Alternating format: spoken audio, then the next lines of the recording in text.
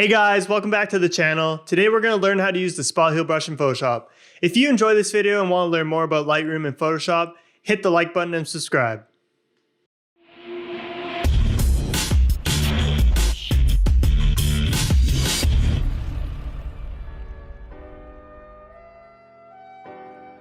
So here we are in Photoshop.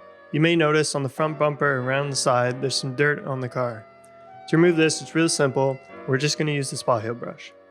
To start, you want to create a blank layer. This is what we're going to call our working layer. This is just so we don't alter the original image, and we can always go back to it if we need to. Next, select your spot heal brush. It's this band-aid icon in the top left, or just press J on your keyboard. Next, make sure sample layers is checked, and also that you're on content aware. Create texture and proximity match are just other ways that Photoshop uses to fill in what you've brushed, but I always find content aware works best.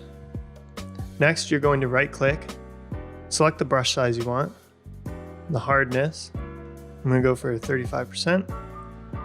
And then you can simply brush away any spots you want.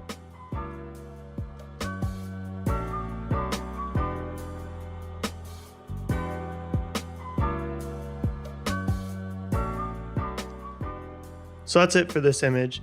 You can see on the front bumper, before and after, it makes a big difference and it really cleans up the car. Another thing you can do with the spot heal brush if you want is you can remove larger objects, just increase the size of your brush. And Photoshop should be able to figure out how to remove that object and make it naturally fit in your image.